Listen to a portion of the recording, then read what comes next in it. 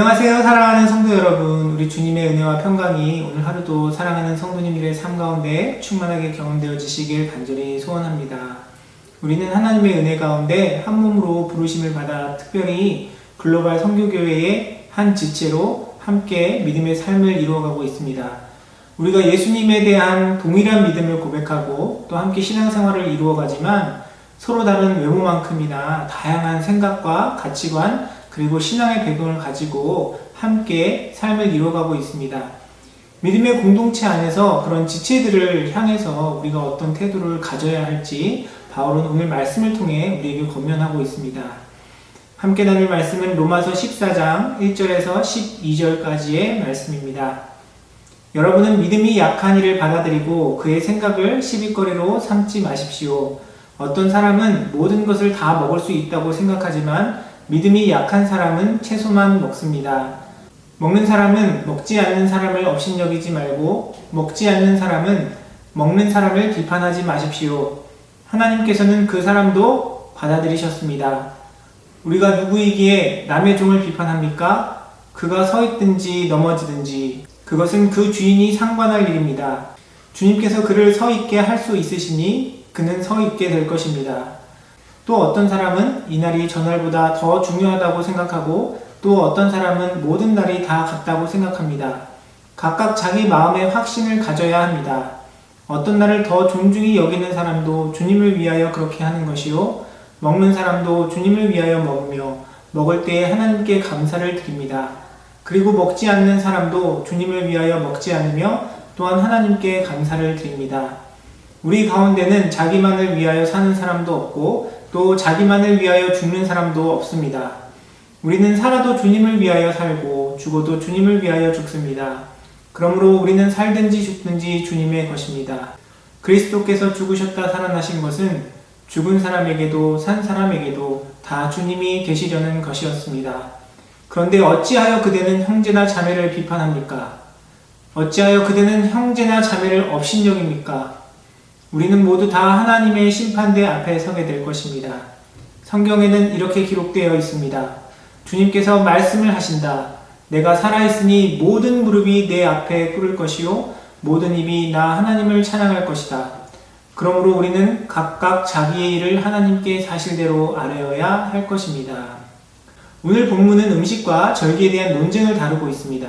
유대인 크리스천 중에는 여전히 구약의 음식 규례를 지키는 사람들이 있었고 그 사람들은 로마의 시장에서 유통되는 고기 중에 혹시나 우상에게 바쳐졌거나 모세 율법의 기준에서 봤을 때 부정하게 된 고기가 있을까봐 채식만 하는 사람들이 있었습니다. 이러한 음식 규정을 여전히 지키고 있는 그런 크리스천 유대인들에 대해서 바울은 다음과 같이 평가하고 있습니다. 어떤 사람은 모든 것을 다 먹을 수 있다고 생각하지만 믿음이 약한 사람은 채소만 먹습니다. 바울은 여전히 음식 규례를 지키고 있는 유대인 크리스천들에 대해서 믿음이 약한 자로 이야기하고 있습니다.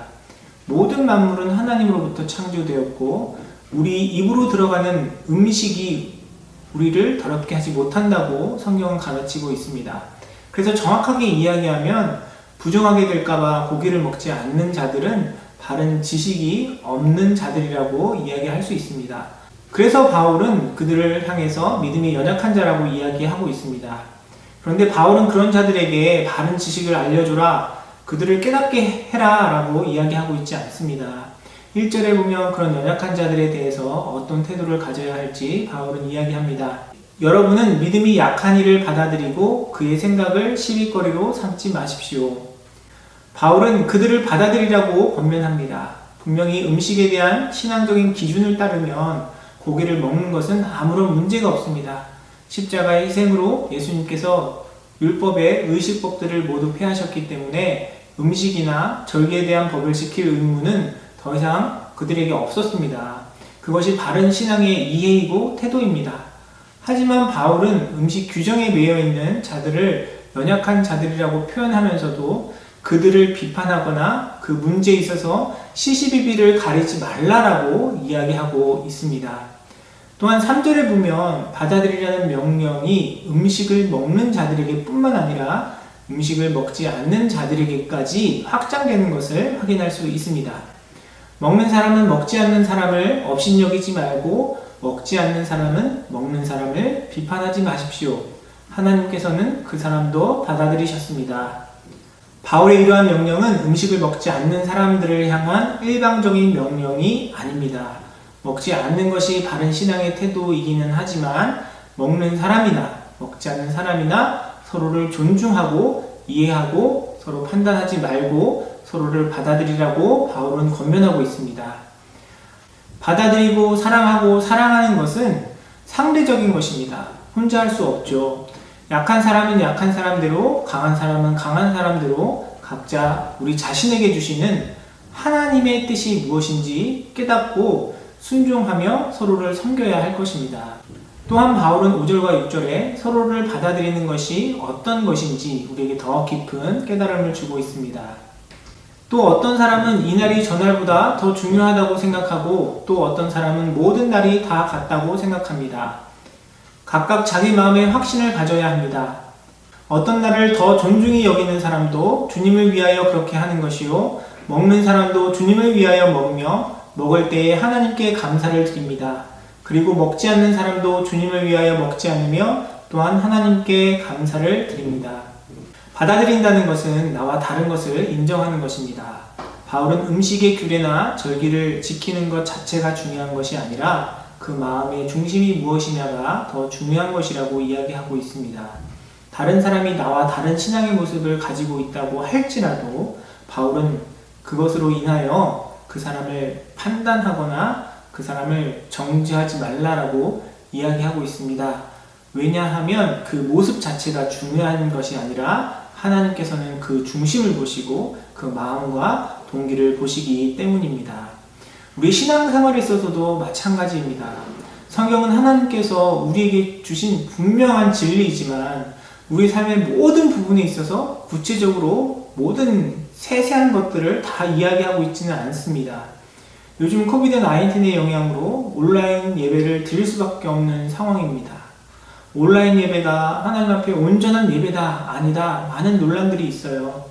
온라인 예배가 공동체 예배로서 분명 아쉬운 부분은 있지만 또 한편에서는 지금 상황에서는 온라인 예배를 드리는 것이 이웃에 대한 그리고 가족에 대한 사랑을 실천하는 것이다 라고 주장하는 사람들도 있습니다.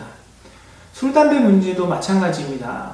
한국교회는 술, 담배에 대해 굉장히 엄격한 편이지만 술, 담배의 문제에 있어서도 각 나라마다 문화마다 바라보는 다양한 시각과 입장이 존재합니다. 이러한 상황들 속에서 하나님께서 주신 말씀 가운데 우리가 어느 정도 기준을 가지고 판단할 수 있습니다.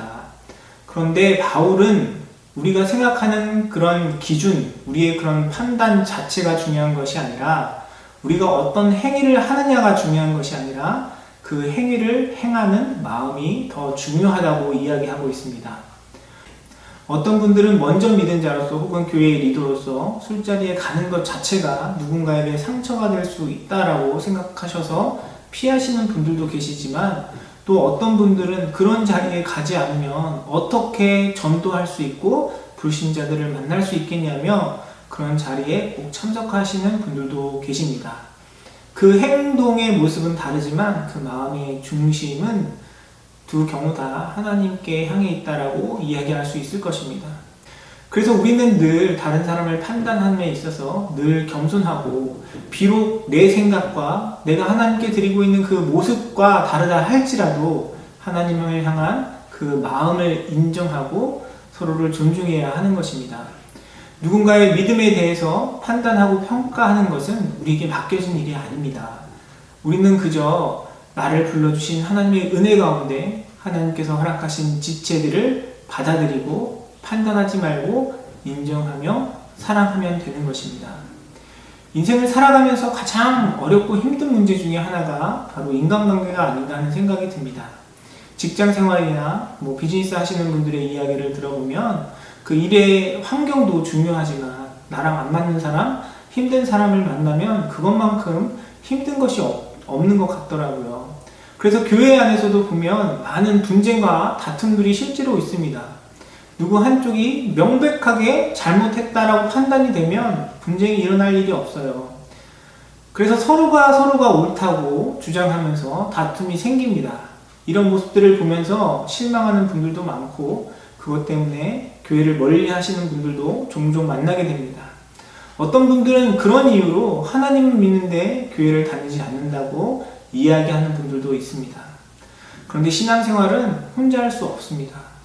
말씀을 접하는 일이나 기도나 찬양, 요즘은 여러 매체들을 통해서 접할 수 있어요. 하지만 하나님의 뜻에 따라 형제를 사랑하는 것, 그 명령은 우리 혼자서는 이룰 수 없습니다.